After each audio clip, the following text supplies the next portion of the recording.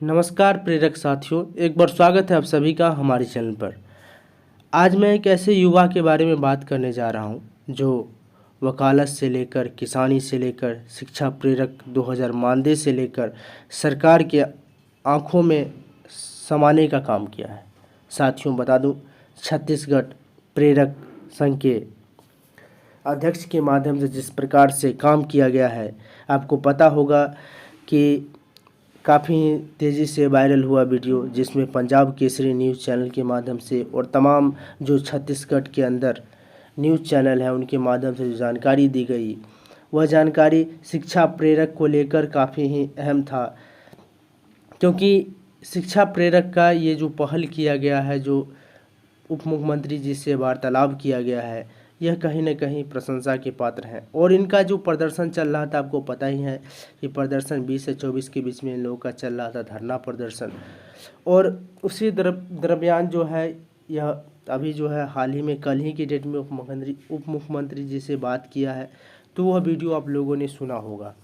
तो आज की वीडियो में मैं चर्चा करूँगा जो टी.एस. सिंहदेव वहाँ के उप मुख्यमंत्री हैं, उनके माध्यम से क्या जानकारी मिली है।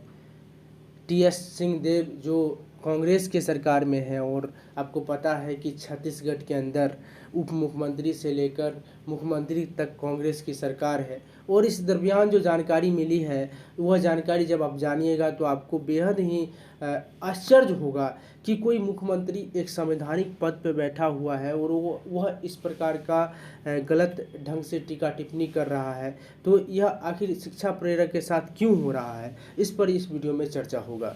और जिस प्रकार से शिक्षा प्रेरक का काम सराहनीय रहा है, तो यह सरकार को भी समझना चाहिए। क्योंकि साक्षर भारत मिशन के तहत मुझे आज भी याद है कि जब एक बुक आता था तो पंचायत के सभी कामों के बारे में इनको मॉनिटरिंग के रूप में सरकार काम कराती थी। और साक्षर भारत मिशन का जो काम है वो एक बार राष्ट्रपति से भी सम्मान दिया गया है, ये आप लोगों को पता होगा। छत्तीसगढ़ के कुछ ही साथी के द्वारा को जो है सो राष्ट्रपति बुलाकर सम्मान की थी। लेकिन कहीं न कहीं यह सरकार, ऐसा नहीं है कि यह सरकार जो है बीजेपी की सरकार पे हम बीजेपी पे हम कहें कि बीजेपी की सरकार है, क्योंकि हर एक राज्य सरकार ने टाल दिया।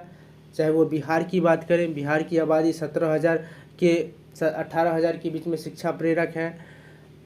यही बात करें हम यूपी का, तो यूपी का लाखों है और यूपी में करीबन 1 लाख शिक्षा प्रेरक है, आपको पता होगा।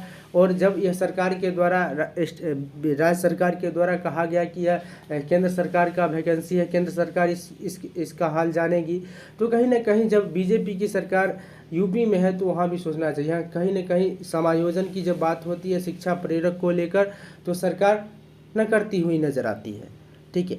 लेकिन मैं उस पर चर्चा नहीं करूँगा। मैं मुख्य रूप से चर्चा ये करने आया हूँ इस वीडियो में कि जिस प्रकार से टी.एस. सिंहदेव जो उप मुख्यमंत्री हैं छत्तीसगढ़ के अंदर, उनके माध्यम से जब यहाँ प्रदेश कमेटी जब वार्तालाप किए, प्रदेश कमेटी का जो कॉल रिकॉर्डिंग पंजाब केसरी बड़े न्यूज़ चैनल पर समेत जो छत्तीसगढ़ के चैनल हैं जो लोकल न्यूज़ बनाती है या फिर जो स्टेट लेवल का न्यूज़ बनाती है, वहाँ पर जो जानकारी मिली और जो वीडियो वायरल हुआ, तो सारे प्रेरक में एक आस जग गई कि अब हम लोगों का काम हो जाएगा।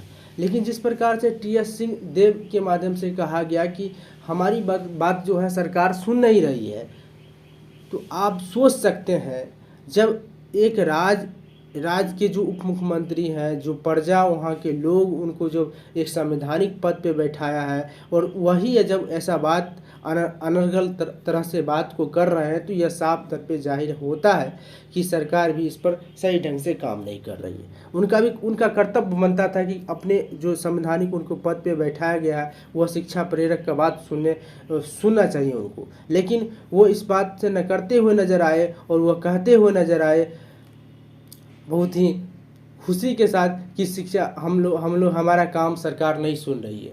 जब आपको उप मुख्यमंत्री पद पे बैठाया गया है तो आपका सरकार आपका बात क्यों नहीं सुनेगी, यह तो सोचने वाली बात है। लेकिन आपको क्या लगता है इस बात को लेकर, जिस प्रकार से उप मुख्यमंत्री जी के द्वारा जो कही गई है कि हमारी बात सरकार नहीं सुन रही है। ऐसा नहीं है कि उप मुख्यमंत्री दूसरे पार्टी से आते हैं और मुख्यमंत्री दूसरे पार्टी से आते हैं, दोनों कांग्रेस की सरकार है आपके छत्तीसगढ़ में, ये आप जानते हैं। तो कहीं ना कहीं यह शिक्षा प्रेरक के साथ बहुत बड़ा गलत हो रहा है। और जिस प्रकार से अभी हाल ही में हम बात करें तो बिहार के 17,000 से लेकर 18,000 के बीच में प्रेरक की संख्या है। और बिहार में जो है अभी कही जा रही है कि यह महागठबंधन और जदयू का जो सरकार है, इसके माध्यम से अभी तक समायोजन नहीं किया गया और कहा जा रहा है कि यह केंद्र सरकार की मसला है, केंद्र सरकार इस वैकेंसी को निकाली थी तो केंद्र सरकार जानेगी।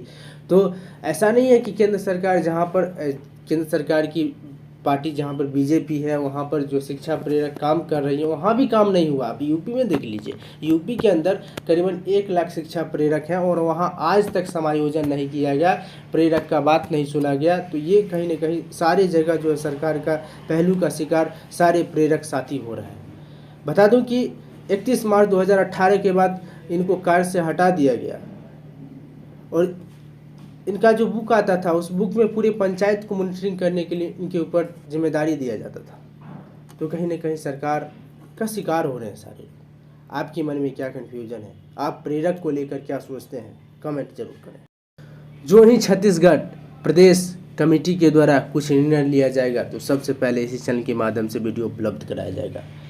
आज का जानकारी आपको कैसा लगा, अपने दायित्व को जरूर निभाएं, कमेंट बॉक्स में अपना राय लिखें। प्रदेश कमेटी को लेकर आपके मन में क्या कन्फ्यूजन है, आप किसी भी स्टेट से इस वीडियो को देख रहे हैं, चाहे बिहार, झारखंड या छत्तीसगढ़, उत्तराखंड, तो फिर आपका दायित्व बनता है, आप प्रेरक हैं तो आपका दायित्व बनता है कमेंट करना। और हमारे द्वारा जो चैनल है यहाँ से विजिट करते रहें। बिहार समेत सभी जगह के जहाँ भी प्रेरक लाखों की संख्या में, सभी की जानकारी इस चैनल के माध्यम से दिया जाए।